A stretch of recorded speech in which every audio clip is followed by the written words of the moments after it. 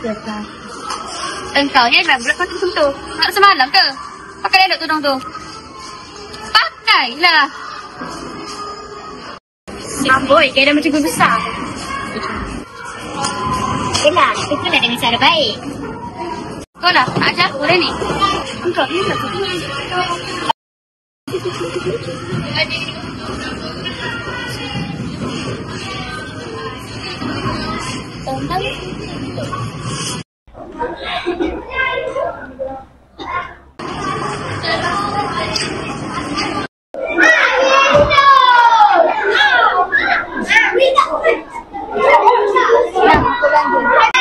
Tapi kadang kata orang masuk baju.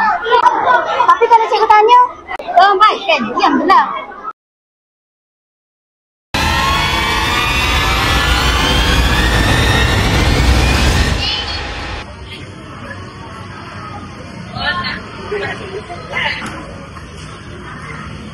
Aku tak nak cari masalah.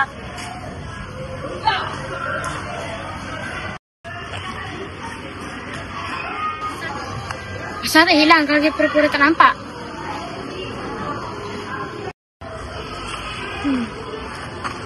Diam tu paling lebih menakutkan. Rasuah bukan hanya duit besar. Tapi bila kita tutup mata sebab takut, itu pun salah. Jom kita pergi jumpa cikgu sama-sama. Jom.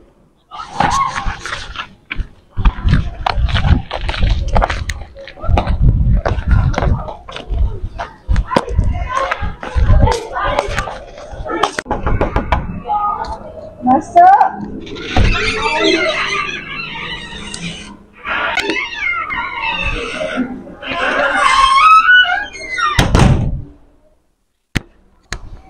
Cikgu, saya nak laporkan sesuatu tentang Bella.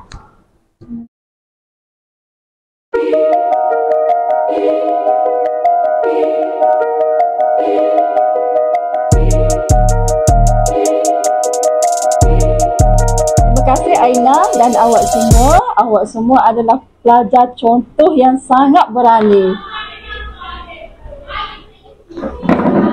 Cikgu bangga dengan awak semua.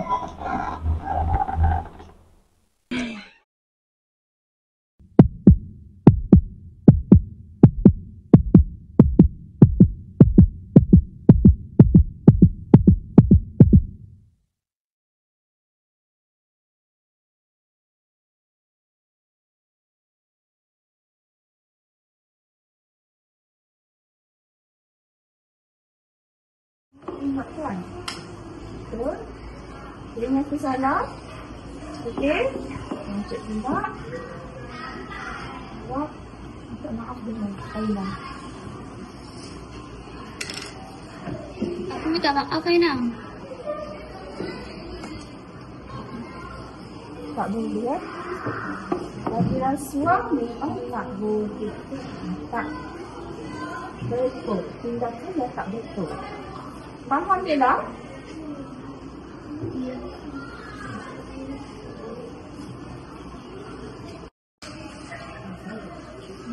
Yang penting kita belajar dari kesilapan.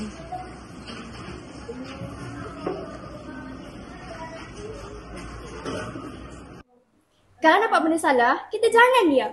Tapi jangan dapat kawanan berahat ya.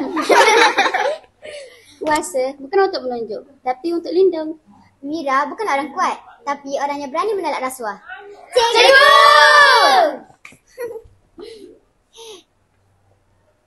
Come on guys.